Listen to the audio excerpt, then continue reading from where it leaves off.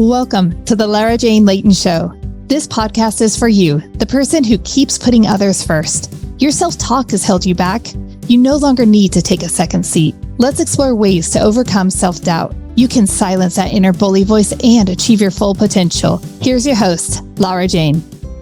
Hello, listener. It's your host, Lara Jane, and I am so excited to be here with Amanda today. All of the information about Amanda is in the show notes. But what attracted me to Amanda is her ability and the way she found her voice. And her voice, she's gone through some healthcare problems. Nobody was listening to her, and she had to find her voice. And I know as corporate professionals, there's many times we don't feel heard.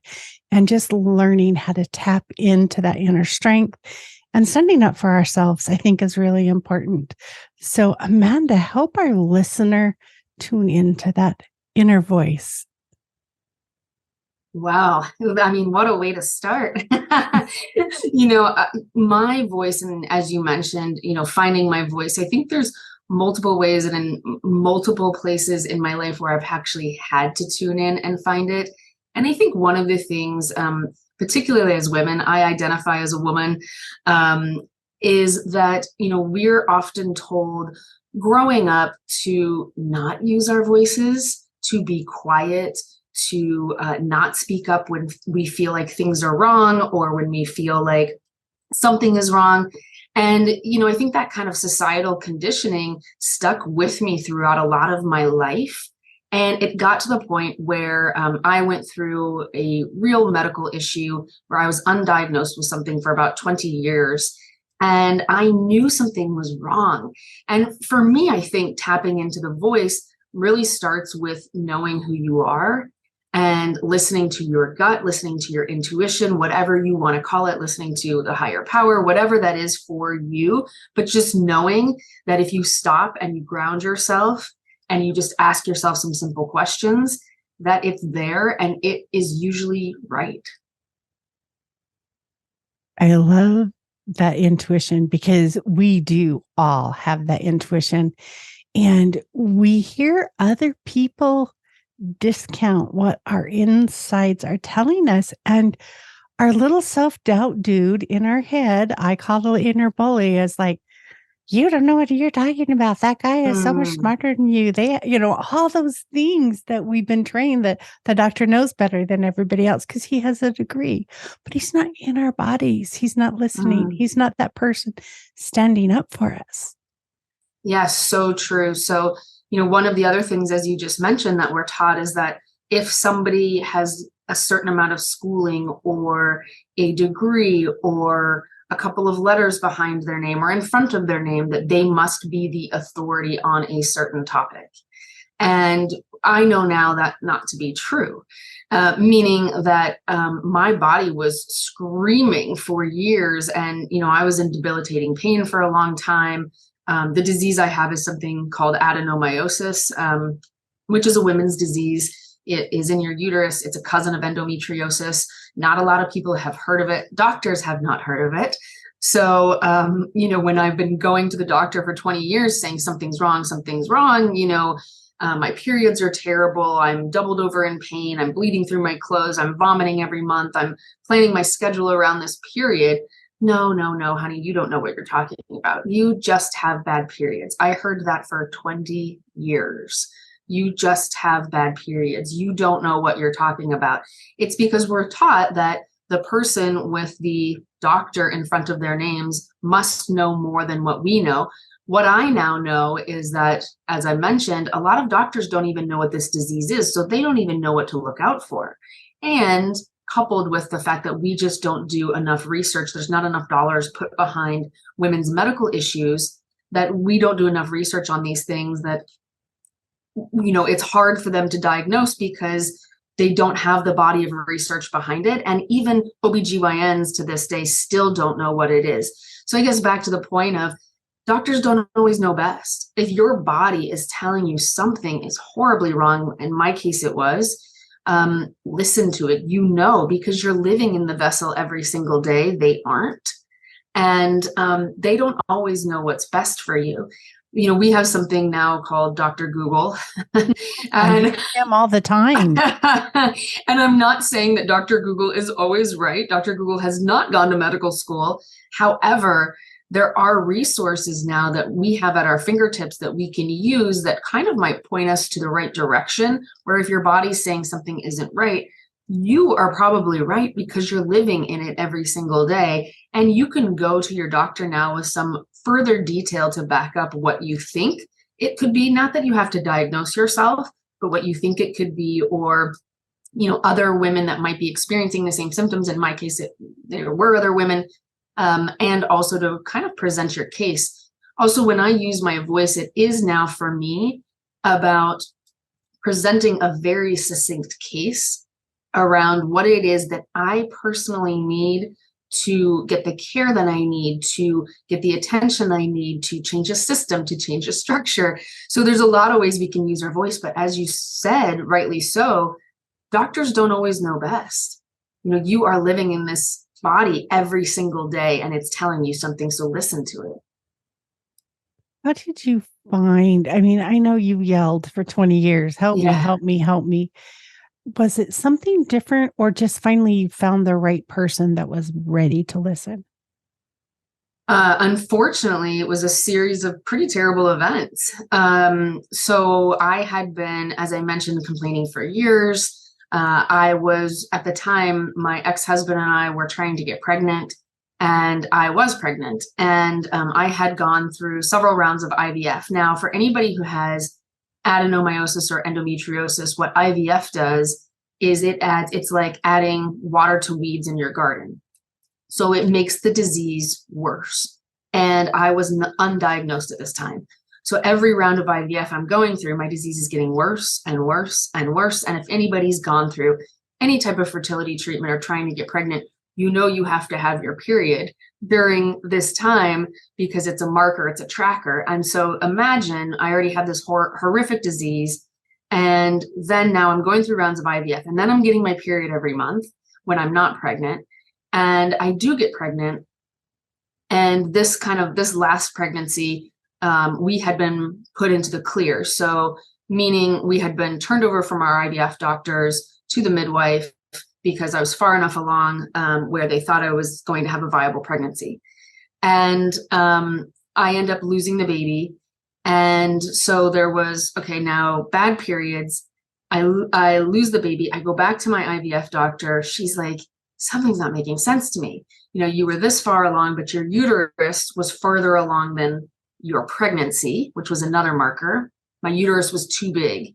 And then I ended up having a blood clot at the top of my uterus that I had to push out, or my body was trying to push out like childbirth. So I had to have an emergency surgery to get that blood clot out. So she finally went, oh, hang on. You've been complaining about these things. And she put those things together and said, I think you have a disease called adenomyosis. I don't know much about it. I'm not an expert. It just so happened we were living in Boston at the time. One of the world's foremost experts on adenomyosis was in Boston. And so that's how I got diagnosed. But it was, an unfortunate series of events because I hadn't been heard. I hadn't been listened to. And it took all of that for them to say, this is what we think you have. And then I went to go get, I never remember if it was an ultrasound or an MRI. I go to get that and they look at my uterus, and the adeno was diffused, meaning it's everywhere in my uterus. And by that point, they're like, there's nothing we can do for you. So, just unfortunately, that's what I went through. And when all of this happened, I was pretty angry, because I was using my voice. I was asking, I'd even asked my last doctor, who was female, it's not gender specific, is there anything you can do for me? These periods are so debilitating. She just said, oh, well, take this tramadol, which tramadol is, painkiller. Take tramadol, which makes me vomit. So I'm not very good with over-the-counter meds. So take this tramadol, and no, you just you have to suck it up. I was like, is there a test you can do? Is there some type of x-ray? I was asking all of the questions. And she said no. And it then finally took these incidents for them to figure it out. Wow. so finally, I mean, you found your voice early, you just didn't get heard. And so Yeah. what gave you the power to keep at, I mean, I'm sure I got reminded every month with the pain and the craziness, but yeah, I don't know how many times I have been to the doctor for certain things and they just kind of like, I don't know what else I can do. Like, I can't keep coming back because everybody thinks I'm crazy. But you didn't give up. They're just so amazing that you just kept going until the answer was found. Well, it's a good thing I didn't. I mean, in all honesty, because it got to the point where I was an emergent case, meaning we moved from Boston to San Diego, which is where I live now. And I thought, let me back up. When I went to the specialist, I said, "What can you do for me?" And he said, "Nothing." And they said, "What do you mean?" He said, "The only cure for this is to take your uterus out. It's the only cure." So again, put this in context for a second. I might say something controversial that you want to edit out here. That is a good warning, but I'm not editing it out. So if you're squeamish or you don't like this topic, you can drop off, but we're going to stay raw here. Yeah. So I want you to think about how many things are on the market right now for erectile dysfunction. Just stop and think about in your day, if you pay attention, regardless of what TV you watch, maybe you watch Jeopardy or Wheel of Fortune or anything, stop and think about what the commercials are that you see. So there's Hims, there's Viagra, there's, multiple we can name. And insurance covers it. And insurance covers it. For ED. Okay, I'm not dismissing, for men that are listening, I'm not dismissing the problem, right?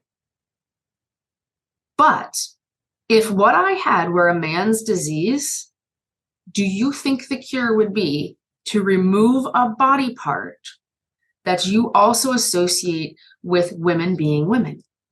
Abso-fucking-lutely not. That would not be the cure, because we do not pay enough attention to women. And I want to go back to something you said about, crazy and this whole idea of hysteria that permeates the medical profession. But he said to me, and he's a lovely doctor, a lovely man. He's an Italian man. I really enjoyed having him as my doctor as long as I had him. He said, so you have two options. One, we can give you an IUD, which is a stopgap to your bleeding, which is a stopgap to the symptoms. He basically said this is a really terrible case of adeno, like kind of one of the worst he'd seen. And he said, or we remove your uterus. And he said, if you were my wife, I would want to hold off on having the hysterectomy right now. And I said, well, thank you for the advice. So he gives me an IUD.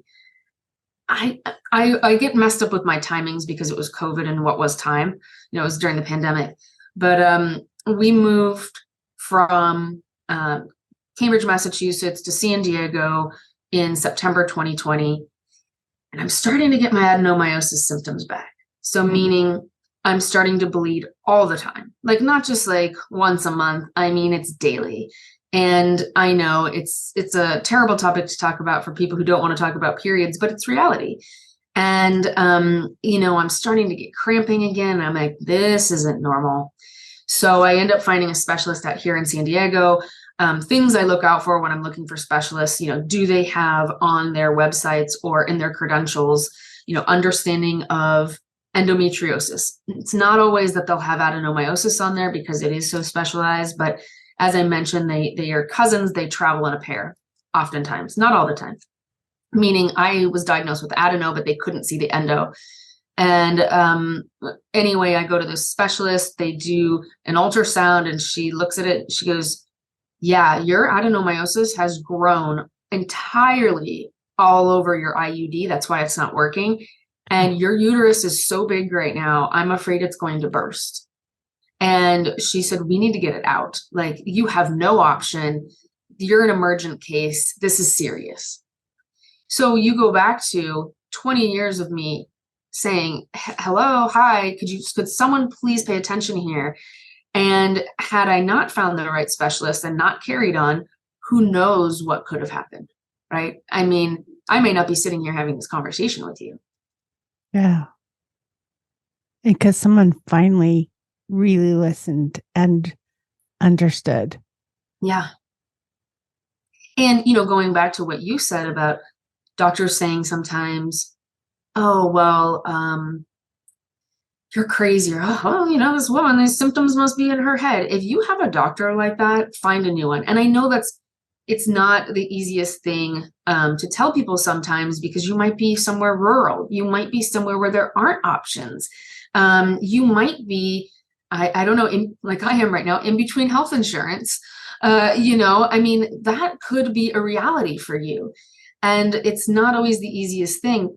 I'm grateful that the pandemic did a couple of things. The pandemic really sped up telemedicine in a way where now you can look across the nation and go, okay, is there a specialist in whatever you might be facing? It could be an autoimmune disorder. It could be something to do with your diet, whatever that might be.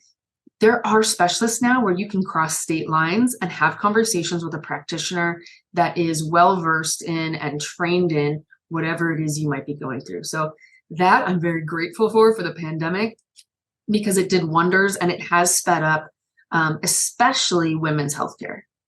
You're talking about the pandemic and the changes that it created. And now, because we as a nation, as a world, actually the whole earth, stepped back and changed our focus. It's okay to not be in person. It's okay. And we took the amazing benefits that the internet gave us, and now we're communicating internationally and being able to reach out to people who do have the expertise in the area that we're at. Some of my favorite coaches that I work with don't live in the United States. Yeah. It's like you now are borderless in a sense where you can get help anywhere globally. So we're going to take a quick break. We're going to get a word from our sponsor. We'll come back. Amanda, I want to kind of keep on this topic about it's really keeping up with standing up for yourself. And I'm going to share a little bit of my story that's a little bit like yours when we come back, and then we're going to see the difference. So be right back. This podcast is sponsored by Lara Jane Coaching. You know you're ready to silence your inner bully voice? Let Lara Jane support you with coaching. To schedule an introduction call, go to larajanelayton.com. Welcome back, listener. So here's my, Amanda, I was thinking the difference in your story and my story is mine happened after I had kids. I can't imagine making that decision and that process before. So I was young and dumb. I had kids young, but I went through high school doubled up in pain, not able to go to school. I started my career off and my periods were never regular. Step outside in the cold weather, I'd start my period. Do something weird. It just happened. And I would spend hours on airplanes traveling. And if it just happened that was a period day that it decided to break through for some reason, I could not make it even a 30-minute flight without being a mess. And so you're starting to just change these things. And I pushed, just take it out. I am tired of coming in every month. I am tired of being checked constantly. Just take it out. And then when they did, it was like, oh my gosh, it was like 5 times bigger than it was supposed to be. And all these things. And had we just paid attention, we could have got it before. How did they not see it on the ultrasounds when I had a baby? How did they, I don't get it. But I had gotten to the point where I was done having kids when I had to make that decision. And it just breaks my heart to think of somebody having to make that decision before. Yeah. I mean, for me, by the time they caught my adenomyosis, they told me when they looked at it, they said, your adeno is so diffused, there's nothing we can do for you and you'll never be able to carry a baby to full term. Yeah. And so had they actually listened prior, They could have, there are things now that they can do to the uterus to make it more, in quotes, hospitable for a baby. That's what they call it. My uterus was inhospitable. So, they can do certain things if they actually catch it soon enough. The other interesting thing, so part of when I started my podcast, and when I started to go down this path of understanding, like, what are other women facing, and what's going on in the medical system, and how do we actually start to create change, is because I had my hysterectomy, my partial hysterectomy. I still have my ovaries, which is, depending upon if you have to go through this and you have to make the decision. I am not a medical doctor, so I'm not giving you medical advice, but I would talk to your practitioner about the differences, what it means if you keep your ovaries versus if you don't. Obviously, that means, certain things when you get your uterus and your fallopian tubes and your cervix removed. Hormonally, there are things that happen that you need to be aware of from a perimenopausal and potentially menopausal standpoint.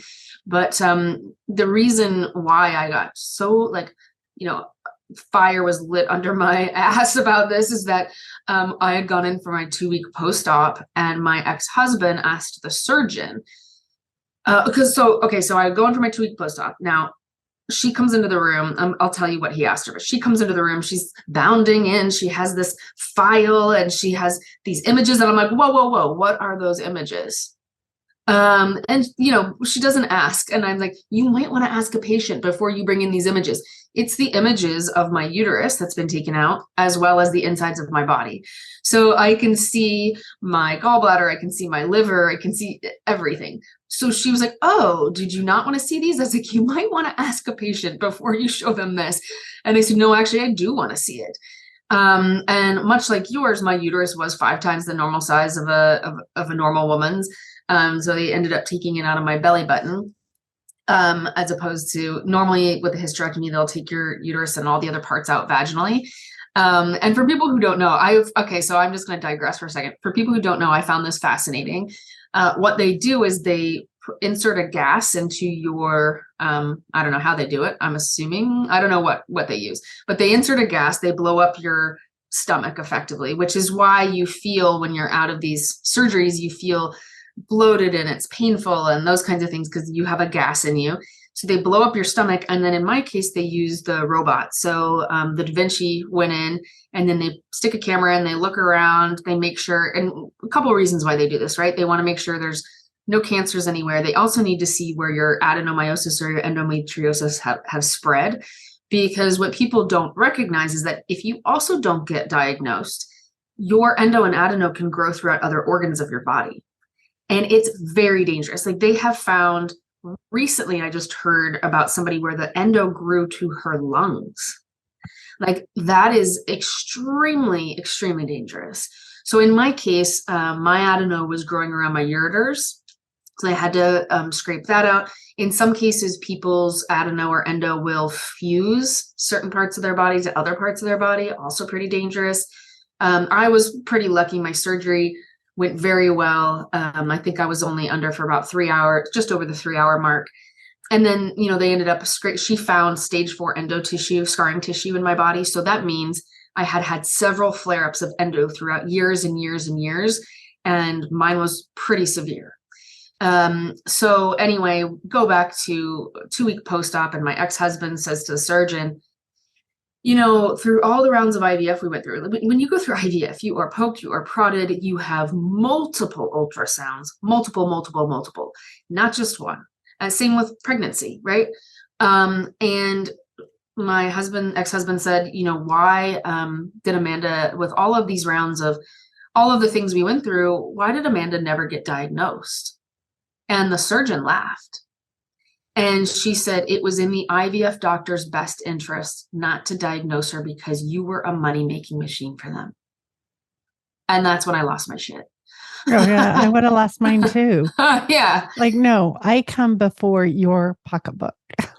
Well, and I didn't. And, my health didn't. The safety didn't. The fact that she had to, because it was during COVID, my surgeon had to fight to the board here at La Jolla Scripps to get me onto the roster of surgery because she was afraid my uterus was going to burst and it would cause damage or kill me, one of the two.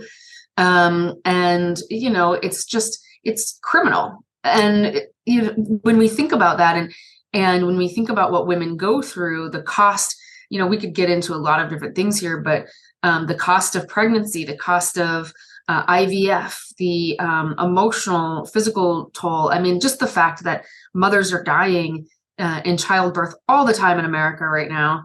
And we are ranked, I can't remember what number we're ranked now, but we're lower than some third world countries in terms of childbirth. Oh my gosh. And yeah, in terms of childbirth safety for mom and baby. And it's appalling and disgusting. We're one of the wealthiest countries and most educated countries in the nation. And why is that happening?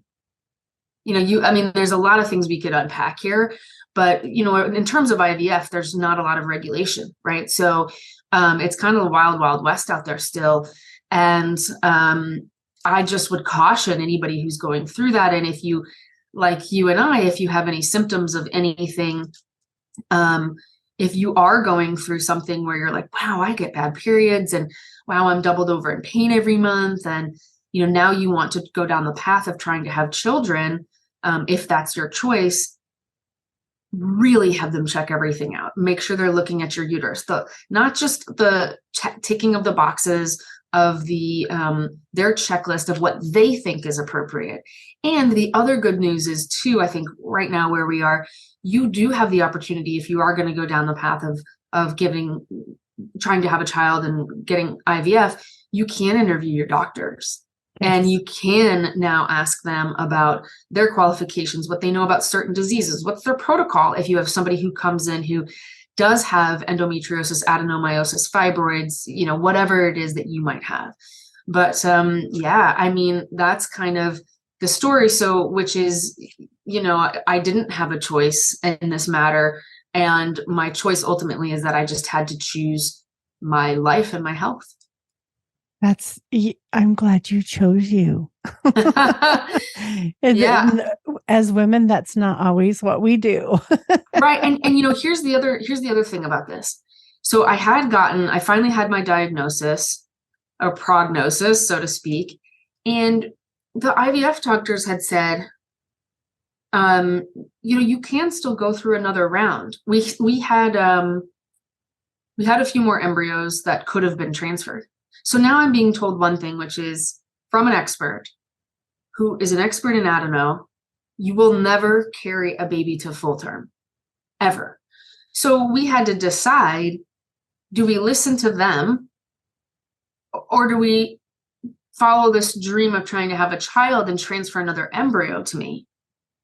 And we started to go back through that path. And I was supposed to be starting my injections, and my ex-husband was traveling at the time. He was in Germany, and I had gone out to this event with a girlfriend, and I was telling her, yeah, I think we're going to go through another transfer. And she looked at me, she's like, are you nuts? What are you doing? You just got this prognosis. And I was like, what are we doing? Am I going to put my body through that again? And, the toll that those drugs took on not only my adenomyosis and my periods and making them worse, but also on my mental health. I mean, it was pretty severe. And what I think people don't talk enough about, and this is stepping into making a choice and voice, but people don't talk enough about what these drugs do, and we don't know enough. Anyway, back to, I'll never forget, I went out with my girlfriend. I get home. I'm supposed to start injections. My husband's at the time is in Germany, and I called him in the middle of the night. So it's the middle of the night in Germany, or maybe, it's getting towards, maybe he's going to be waking up, and he answers the phone. He's like, yeah, what? And I said, I can't do this. And he's like, do what? And I said, I am not going to put myself through this again. I'm not. Just for what? For us to have more heartache? For me to lose myself again, for me, I can't do it. And he goes, okay, I hear you. And if that's what your choice is, that's what your choice is. And so that was my choice. And I did use my voice. In retrospect, I think about it and the little decisions I was making all the time.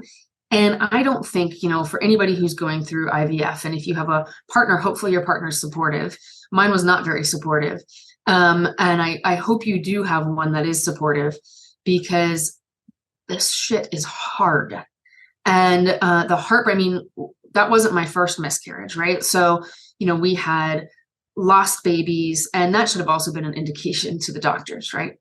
That something was up. Like, I was able to get pregnant, but not able to keep the pregnancy. So, I don't even know what the question was. I went down a rabbit hole, but there we are. You know what? Sometimes I like the scenic route, so it doesn't matter. I really think all of the points are so valid, but it just keeps me going back to making sure that we, and mostly we as women, don't lose our voice. Yeah. And if you feel something is off, whether it's your health or your environment or your work, that you speak your truth, that you bring it up, that you share, because keeping silent is only going to make it worse. And we are so afraid of losing, like, oh, if I tell somebody, they're going to not like me. Or if I tell someone, they're going to think I'm weird. It's time to stop wondering or worrying what somebody else is going to think, and be transparent. Be you, be who you are, because that voice of that truth that we can speak is what's going to make a difference, not only in our own lives, but everybody's life. Yeah, I think about that in a couple of ways. I am very unapologetic about the phase of life I'm in right now. And my phase of life is my IDGAF phase. I don't give a fuck. So I'm literally in this phase of, I'm going to do what I want to do, how I want to do it, with whom I want to do it, and where I want to do it. So that's the phase of life I'm in. And it's a very empowering phase, because you start to look at all the systems and structures under which we operate. And a lot of them aren't our own, right? Most of them aren't our own. And, if you can start to question, why am I doing this thing? Why do I care about what that person has to say? Or what's the consequence if I don't say something? Or if I don't step into my own power and my own voice, then what? Not what's the consequence if Susie down the road wants to gossip to me, or wants to gossip about me to her bridge group. Like, who cares? Because in the grand scheme of things, it's your life, and your life is extremely important. Your life is extremely valuable. Your opinions are valuable, and you've got this one shot. And so make it count. And that means whether it's using your voice and empowering yourself to tell your doctor no, or you're going to sit with me another 5 minutes until we figure this out, which I do all the time with my doctor when they're getting pulled out of the room and, oh, you've got your next appointment. I'm like, I will look at the PA or the nurse and just say, I really don't care right now. I know that she has other patients to serve, and I honor those patients, but right now she's with me and we haven't answered my questions. And I'll go in with my list of questions, which I want everybody to do. If you're going to the doctor, think about it before you get in the room. Here's another piece. There's another piece of advice that I have, which is, if you do have a medical condition and there's something that is very, very, very important in my case, it was when I was told my uterus needed to come out, I needed a hysterectomy. I went in with a list of questions, but I also had a scribe. So having somebody there to take the notes for you and to listen to the doctor is really, really important. Somebody who can be your advocate, especially when you're getting thrown all this medical jargon. Even if you are a doctor, sometimes you're going through something and you don't know the terminology because that's not your area of specialty or your specialization. So making sure you have somebody who can advocate on your behalf, because these things get very overwhelming, right? They're throwing so much information at you. So that's a piece of advice. But also, in corporate too, I work in corporate as well. It's so important to use your voice in places and spaces where it matters, because doing that and being able to step into your own power and share one starts to change the structure of where you're working under. Places and spaces, allowing other people. And I think the other thing that I don't think we have time to go into today, but one of the things that I talk about a lot is, kind of what you were saying in terms of, oh, what are these people going to say about me? We are taught as a young age as women to otherize, to compete and not collaborate. And just imagine how much power we would have if we joined forces and didn't otherize. If rather than going, oh, you know what, Laura Jane said this thing to me and I'm going to go gossip to Susie about it. If we actually approach one another with a lens of curiosity and, oh, Laura Jane, tell me more. What does that mean? I've never heard of that. Tell me about what's going on with you. Imagine if we started to do that rather than to compete and gossip and everything else we're taught to do, how much power there would be and how much structure and how many systems and structures we could change for the better. We could create safer places for us in corporate America. We could create safer places for us when we go to the doctor's office. We could create safer places for us when we want to commune over a drink. There's just so much that if we start to actually step into our own power and our voice. I'm also going to caveat this too. There's a couple things that happened in the run up to my surgery. My surgery got canceled the first time around, and it was because they misread my files. They misread long story short, I have 2 small aneurysms at the base of my brain. And if anybody knows, if you've had a hysterectomy, I think the surgery of hysterectomies has changed and advanced a lot over the last few years. But your head is below your heart. So if you have something like I have, there's a even higher potential of stroking out or bleeding out on the table. And so they didn't read that in my charts. And so my surgery got canceled the morning of. Now, they started to put the blame on me as the patient of, well, you should have gotten neuroclearance. And I was like, whoa, we are not playing that game.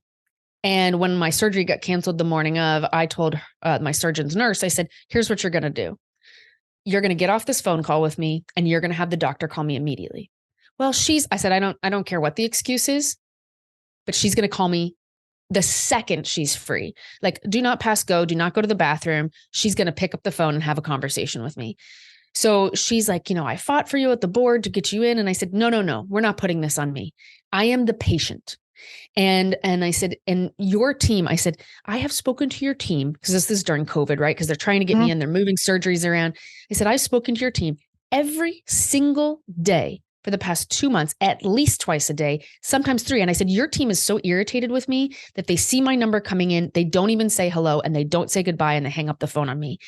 And I said, you have people coming into this office where they are going through really hard times. Maybe they have a hard pregnancy. Maybe they've had something happen. They're having a hysterectomy, which is also tied to identity, and it's hard. And I said, your team needs empathy and they need some different training. So that was the long and short of the conversation. Now, and I also said to her at that point, I said, I really trust you as a surgeon. You are the best here in San Diego. I said, but your team sucks.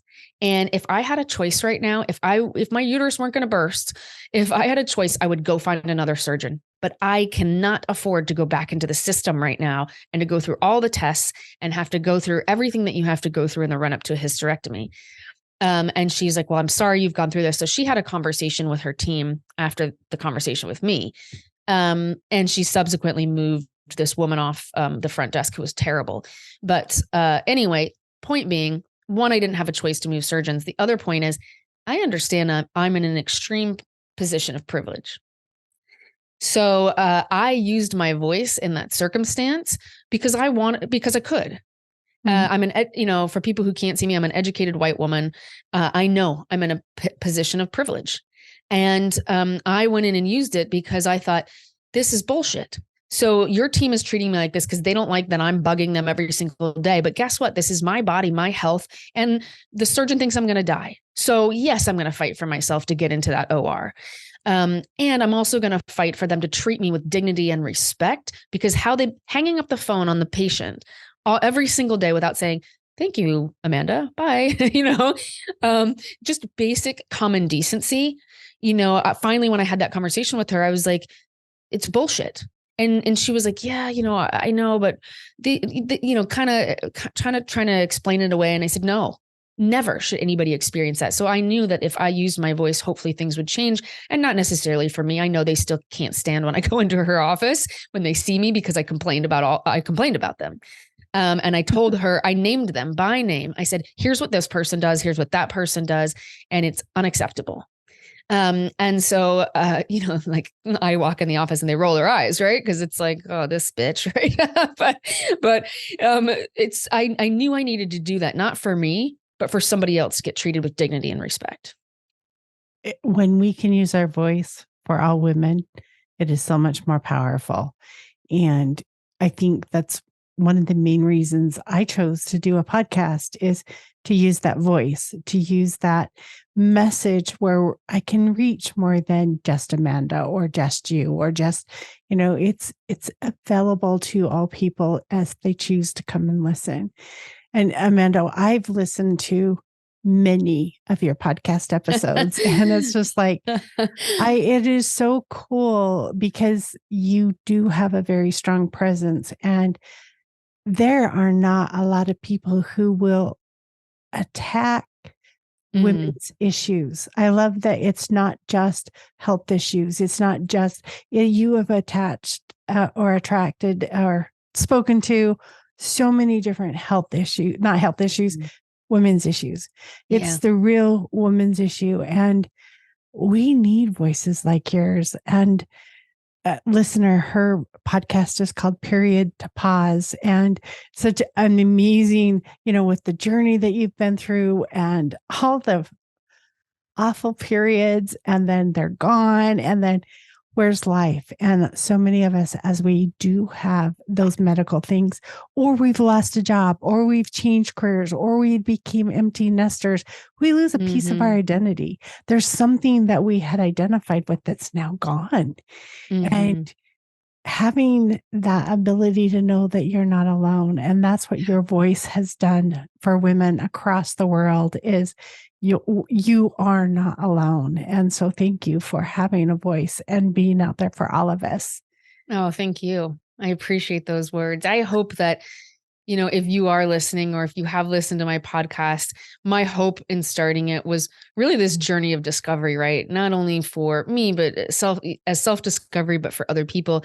And also, I was just hoping that one person could hear something in the podcast where they could either find a resource they needed, or hear, their own story, your own story in mine or somebody else's, because you're right. We don't talk about this stuff enough, and we need to, and we need to commune and find community around it and really know that we matter. We do. And health issues for women can become a priority. And the more women we get into the science fields, the more likely it's going to go up, because a man's going to know what affects him. He's not going to go, oh, I want to figure out why Amanda had bad periods, so I'm going to research, because he doesn't feel it. He doesn't know it. He's not there. And I'm not saying he can't, but very few of them choose to be empathetic. And so as we get more and more women in the science fields, the more likely we're going to get or solutions that are more than, let's just yank that part off. Like when you brought that up, and I'm like, yes, that part quit working. Let's just get it out of your way. Yeah. Well, and I don't think we have enough time to go into that, but you touched on it here briefly, which is, part of identity. When your uterus comes out, it's a major surgery. You're down for 10 weeks. 10 weeks. You can't lift anything more than 5 pounds. You can't walk your dog. You can't, if you have children, you can't pick up your children. You can't do any of that. It's a long time. It's a major surgery. And it's also a part of our identity. It's also part of what society deems to be womanhood. And so there's a lot in there. There's, people can go through phases of depression. People can go through, as you're mentioning, whether it's a child leaving your home and you're an empty nester, whether you suddenly become a single parent or a single mother, or maybe you've decided to do a different journey. all of this is change, and all of this can be loss as well. And we need to recognize that, and we need to support people, whether it is a surgery or it's something else. We need to support people through that and stop stigmatizing and labeling. Yes. Stop. I love that. No more labels. Yeah. It's like, and it's almost, I always preach, let's get rid of expectation, because it's when things that I expected don't happen that I get the most disappointed. But that also comes right down to those labels of, I think sometimes I fear, if I act like this, I'm going to get labeled like this. And it's taken a lot of effort to not care. And that sounds so insensitive. It's not that I don't care about you. Mm-hmm. It's that I care more about my health and my well-being. Yep. And yes, my freedom stops where yours starts, but I do have freedom up until then to make my choices, to choose my words, to choose my actions. And your voice. Your voice. I really, I just really want our listener to know that our voice is so important, and nobody else knows what's going on except for you. And if you don't let it out, nobody will ever know. Amanda, I do have a last question I ask all my guests. Mine is, do you have any last minute wisdom? But I'm switching it up today. What gives you hope? Oh, you're throwing my question back on me. That changes every single day for me. And so today, I think what gives me hope, a couple of things. I think, women like you who are also creating a platform for people to listen, or for, other people to come together and to see themselves in what we're discussing, and to know that we are here to support. So I think creating that platform. The other thing that gives me hope right now is choice. I am intentionally choosing my own path right now, and I'm making very, very, very intentional decisions around what I want my future to look like. Now, my future will not have children in it, because I can't have children biologically. I'm now divorced. Not to say that I couldn't meet somebody with a child and become a bonus mother or something like that, but I'm being very intentional about what legacy I want to leave on this planet, and hopefully making it a better place. So that gives me hope. I love the choice. And I want to remind the listener that choice today may not be your choice tomorrow. Mm-hmm. And guess what? That's okay. It is okay to change. We experienced today, we learned more, we grew more, and we can make a new choice for tomorrow. It's okay to change every day if that's what gets you closer to being your authentic self. All the information on how to get a hold of Amanda is in the show notes. Her podcast is well worth listening to. I loved the approach of the women's issues. I will continue to listen to your podcast because it is amazing. Amanda and I are not medical or mental professionals. We are here for entertainment purposes. The full disclosure is in the show notes if you want to see it. Thank you, Amanda.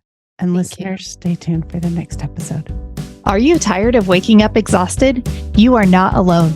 If you're looking to take your life back, let's start with the simple step of adjusting your self-talk. Stay tuned for the next episode with your host, Lara Jane.